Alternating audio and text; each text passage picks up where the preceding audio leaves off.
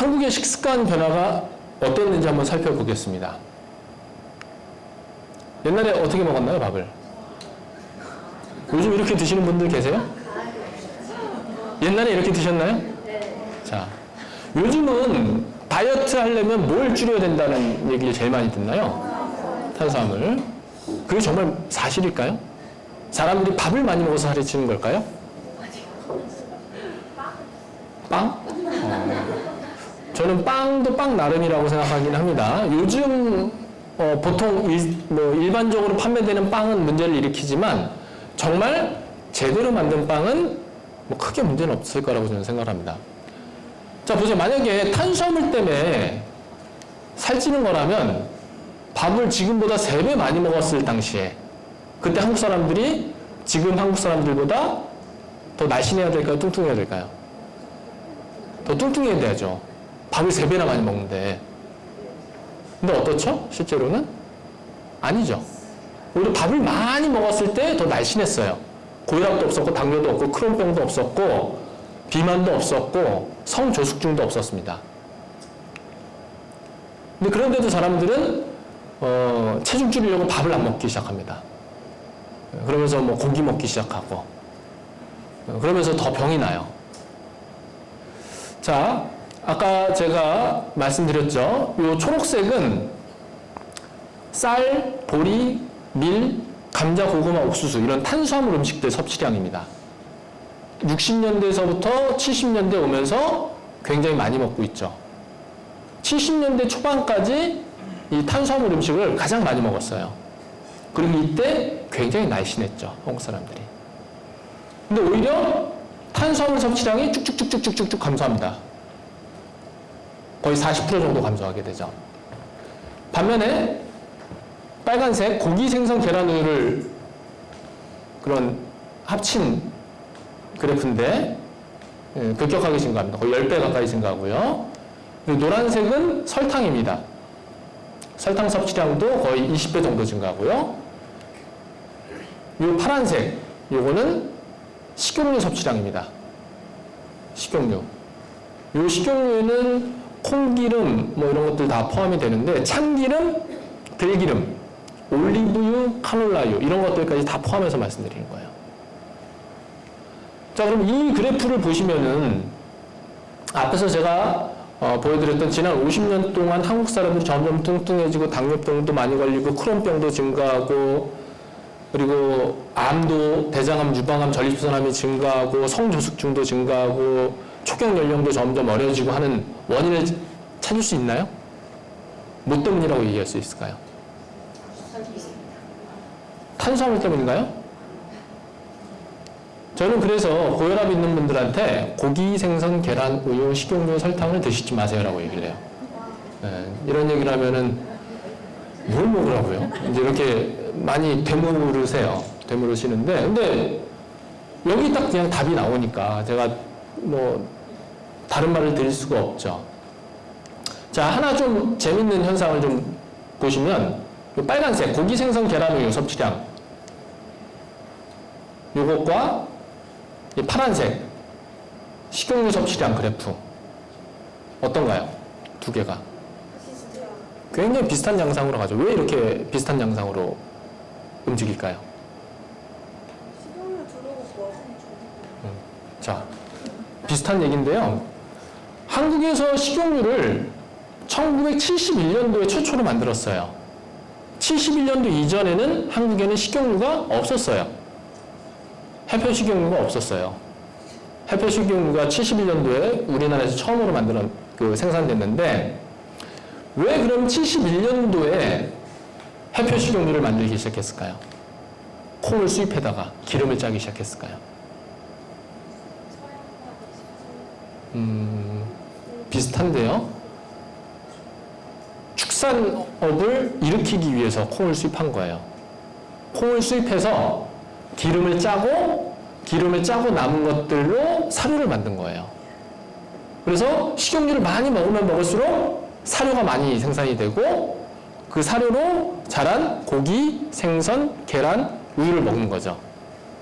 그러니까 이 두 개가 아주 이렇게 평행하다시피 해서 움직이는 겁니다. 같이. 어쨌든 두 가지 다 안 좋고요. 뭐 동물성 기름이 안 좋고 식물성 기름이 좋다. 그거는 맞는 얘기가 아닙니다. 식물성 기름도 최대한 안 먹어야 됩니다. 그리고 식물성 기름을 안 먹어야 이 축산업에 쓰이는 이 사료 가격도 좀 올려가지고 이 좀 축산업도 좀 어느 정도 안정화시킬 수가 있어요. 자, 칼로리 대비 비율을 보면은 뭐 거의 80% 가까이 탄수화물을 먹었을 때는 사람들이 날씬했어요. 그런데 전체 칼로리에서 탄수화물이 차지하는 비율이 70%, 60%, 지금은 거의 40%대까지 떨어졌죠. 설탕을 제외한 얘기입니다. 그리고 이렇게 감소한 탄수화물 섭취량을 어떤 음식들이 대체했냐? 바로 설탕, 식용유, 동물성 식품이라는 거죠. 보이시나요? 이 감소한 이만큼을 고기, 생선, 계란, 우유, 식용유, 설탕이 다 커버하고 있다는 거죠. 그래서 여러분들이 2010년대 평균적인 체형을 원하시면은 이렇게 드시면 돼요. 그리고 70년대 한국인들의 체형, 저랑 비슷합니다. 제가 키가 180인데 몸무게가 66kg. 이런 정도 나가요. 허리 사이즈는 한 29인치 정도 되고요. 이제 그렇게 누구든 될 수가 있어요. 원하시는 대로. 예. 뭐 이랬다는 거죠. 예. 못 믿으실까봐 제가 70년대는 거의 지금의 밥그릇의 3배 정도만큼 됐다는 거죠. 자, 빵 얘기 좀 할까요? 밀가루를 먹으면 살이 찌나요? 찌나요? 어떤 밀가루 드셔서 그래요? 백밀. 백밀을 어떻게 드시나요? 네? 어떻게 드세요, 밀가루를? 자, 그러면 지금 과거보다 한국 사람들이 많이 뚱뚱해졌죠? 그럼 과거보다 지금 밀가루를 더 많이 먹겠죠? 맞나요? 왜 아니라고 그러시죠? 여기 딱 있긴 해요. 예, 변화가 별로 없어요. 70년대나 지금이나 큰 차이가 없어요. 밀가루 먹는 양은. 이 70년대나 60년대를 살아보신 분은 잘 기억하실 겁니다. 그때 밀가루 많이 먹었어요. 근데 왜 그때는 밀가루를 먹어도 살이 안 쪘을까요? 활동량이 너무 많아서. 그럼 주변에 운동 열심히 하는 사람들은 다 날씬하죠? 그런가요? 저는 정말 운동 열심히 하는 사람 치고 날씬한 분 잘 못 봐요. 그럼 날씬한 분들은 전체 운동 열심히 하는 사람들 중에 한 20% 될까? 나머지 분들은 살 빼려고 운동하는데 살이 안 빠져요. 원래 날씬한 분들은 계속 날씬하고. 자, 그럼 차이가 뭘까요? 왜 옛날에는 밀가루를 먹어도 살이 안 쪘고 지금은 먹으면 살이 찔까요? 옛날에 밀가루 어떻게 먹었죠? 밀가루 어떻게? 칼국수, 수제비, 뭐 술빵 이런 걸로 만들어 드셨죠? 그러면 수제비 만들 때 거기에 계란 좀 넣어서 반죽하시나요? 아니면 버터 이렇게 넣고 설탕 좀 넣고 그렇게 반죽해가지고 그렇게 튀겨 먹고 그러나요? 그냥 삶아 먹죠. 밀가루에 물 조금 넣고 설탕, 소금 좀 넣고 반죽해가지고 그냥 뚝뚝 삶아 먹은 거죠. 그리고 빵을 만들 때도 그때는 술빵 어땠죠? 밀가루에 막걸리 좀 넣고 그냥 발효시켜서 쪄 먹었죠. 그래서 빵 만들어 보신 분들 계시죠? 빵 만들 때 뭐가 들어가나요? 밀가루 100g, 설탕 100g, 계란 조금 들어가고 또 버터 100g 뭐 이렇게 들어가요. 혹시 비건 베이커리 또 해보신 분 계시나요? 네. 비건 베이커리는 어떤가요? 그렇죠. 설탕 똑같이 들어가고 버터 안 들어가는 대신에 식물성 기름이 들어가요. 자, 그러면 요즘 만든 빵은 왜 살찌는 건가요? 먹으면 밀가루 때문인가요? 네. 이게 정확하게 아셔야 돼요. 원인이 뭔지. 안 그러면은 이 상술에 넘어갑니다. 제가 담양에서 죽순빵을 파는 걸 보고 굉장히 죽순빵이 현미 죽순빵을 파는 걸 보고 되게 반가워서 달려가서 그걸 먹었던 적이 있어요. 밀가루 전혀 안 쓰고 100% 현미로 만든 빵이래요. 어떤 빵이냐면 그 붕어빵 같은 거예요.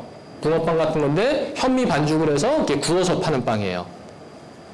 근데 먹었는데 처음에 딱 받자마자 일단 버터 향이 쫙 나고 샀으니 버릴 수가 없어서 맛을 봤더니 너무 달아요. 밀가루 하나도 안 들어가고 100% 현미가루로 만든 빵이에요. 그럼 먹으면은 건강해질까요? 현미니까? 핵심이 뭔지 아셔야 된다는 겁니다. 밀가루라고 해서 그냥 문제가 있는 게 아니고요. 밀가루 음식에 뭐가 들어가는지. 예를 들면 라면을 먹으면은 건강이 안 좋아져요. 뱃살도 나오고 혈당도 올라가고 중성지방도 올라가고 혈압도 올라가고 뭐 좋을 게 하나도 없습니다. 왜 그런가요? 밀가루라서 그럴까요? 튀겨서 그렇죠. 나트륨도 있기도 하고 튀기기도 하고. 과자 왜 안 좋을까요? 밀가루라서 그럴까요? 튀기고 설탕이 들어가서 그런 겁니다.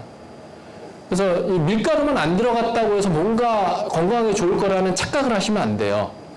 밀가루가 아니라 현미나 뭐 퀴노아나 기타 등등 몸에 좋은 뭔가가 들어있다 하더라도 기름과 설탕, 계란, 우유, 동물성 식품이 들어가면은 그 음식들은 건강에 경화하기가 좀 어렵습니다. 그렇고요. 뭐 이렇게 먹는 양이 이제 많이 증가했다는 거고요. 뭐 생선도 한번 생각해 보죠.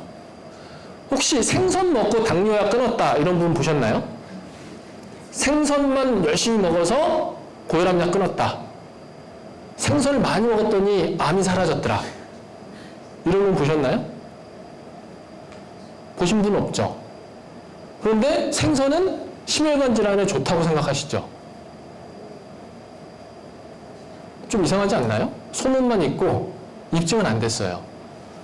옛날보다 그 심혈관 질환에 좋다는 생선을 거의 5배 이상 많이 먹고 있는데 좋아졌나요? 그렇지 않다는 거죠. 우유 섭취량도 거의 50배 가까이 늘었어요. 과거보다. 그럼 뭔가 건강이 좋아져야 될 거 아니에요. 우유에 대해서는 제가 뒤에 좀 더 자세히 설명을 드리도록 하겠습니다. 한국과 미국의 우유 섭취량을 한번 비교해 볼까요? 한국은 72g 하루에, 미국은 740g, 거의 10배 가까이 많이 먹죠. 우유는 뭐에 좋다고 그러죠? 뼈에 좋다고 그러죠. 칼슘이 많으니까. 그러면 한국보다 우유를 이렇게 거의 10배 가까이 많이 먹는 미국은 한국보다 뼈가 건강해야 될까요? 건강하지 않아야 될까요? 근데 실제는 어떠냐면 한국보다 뼈가 2배 이상 많이 부러져요.